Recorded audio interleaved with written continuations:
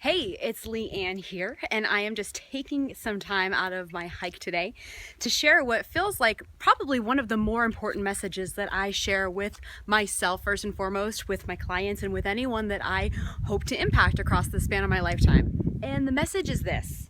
It's that I truly believe that we are responsible for our own experience of life, that we're responsible for creating our happiness, our purpose, our meaning throughout the course of our life.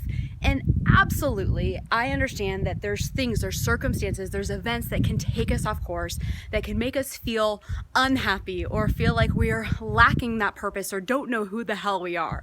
But we do have the power to go create that definition at any point in time in our life. In fact, I invite everyone I work with, everyone I meet, to take that upon themselves to create. So what does that look like? What does it look like in your everyday life? What does it look like for you to go and create for yourself? Well, based on my definition of self-love, there are 5 different ingredients. There's self-acceptance, self-care, self-worth, self-esteem, and self-endorsement. And I'm going to take you through all 5 of those ingredients right now. So the first one is self-acceptance. And really, this is about, do you accept yourself without exception? Do you enable yourself to come home to yourself, so to speak, regardless of what you're wearing, what you're weighing, who you've been, what you have or haven't done, or however you're measuring yourself at that moment in time? Do you accept yourself without exception, even when the going gets tough?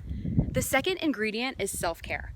Now that is learning how and knowing what it would take to feel like you're caring for yourself physically, mentally, and what I call social emotionally. So knowing what you need and knowing what you want at any given moment in time and having the ability to actually put yourself first. Knowing what it would take and knowing what it would look like in your specific life to take care of yourself. Care being a noun and a verb. The third ingredient is self-worth. Okay, so what are you weighing, so to speak? What are you measuring yourself on? What are you judging yourself on? And is it a series of judgments? Is it a currency that you yourself decided upon? Or are you walking around with old school programming that you maybe picked up along the way, that you never voted on, that you never personally decided on, and you're using it against yourself? It's shrinking you. It's causing you to doubt yourself, and it's keeping you from going back and exploring, well, what do I value? What would make me feel like I'm enough? What would give me the power, the confidence, the resilience to actually stand up against my own measuring system, or not necessarily against it, but to stand for it? If all I'm doing is weighing myself based on the number on the scale, how much I ate that day, how much money's in my bank account, my relationship status, or anything that's completely outside of me, I'm going to be stuck attached to those measurements. I'm never going to know how I feel about myself without attachment to anyone or anything. And I truly believe it, until we figure out what that is, what would it take for us to feel worthy? What would it take for us to feel like we're enough, doing enough, being enough, having enough? Until we figure out what that looks like for ourselves, we are going to stay in this cycle of doubt. And we're always going to be looking to somebody else to tell us what we're worth. The next ingredient is self-esteem. Now this is really where it comes in, the know, like, and trust factor. And when it comes to your self-esteem, as in how highly you regard yourself, think about it. How highly do you regard someone that you don't know, that you don't like, and that you don't trust? So until you intentionally recreate your relationship with yourself and enter into a relationship where you know yourself, where you like yourself, and you earn back your trust with yourself, until then, your self-esteem and your confidence and your belief in self is really going to suffer. Or, as we talked about in our last ingredient, you're always going to be looking to someone else to tell you who you are. And the last ingredient, self-endorsement. How much are you able to champion yourself? How much do you endorse yourself? Or where are you still looking to others to tell you who you are, to believe in you more than you believe in yourself? You see, it's not practical, it's not feasible to just simply not care what other people think about us. So getting to that point where we don't give a shit about what other people think about us, to me, that's not a realistic expectation or something to aspire to.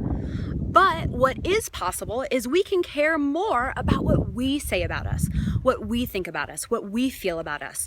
We can champion ourselves or depend on our own championship, so to speak, more than we count on it from others, even if it's just a little bit more. So are you self-endorsed? Do you stand for you? Or once again, are you looking for someone else to tell you that that's possible or that you deserve it? So there you have it. Those are my ingredients to self-love. And I encourage you to define them for yourself, to define self-love for yourself. But feel free in the meantime to take my recipe, use each of these ingredients and create your own definitions around them. Make sure they resonate with you. Take what I've said, try it on, keep what feels good to you, and leave the rest. But until we take the steps, until we take that time, that effort, that care to go define ourselves, to decide this is who I say I am, this is who I'm going to aspire to be as I go throughout the business of my life.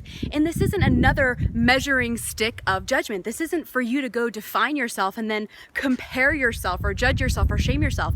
This is all aspirational. No one is ever their best self 24 hours a day, but until you have that inner compass, as I call it, until you create the breadcrumbs or supply your recipe with your own ingredients, you're always going to be looking outside of you to figure out what that is. So this is Leanne signing off for now, and I will see you very soon.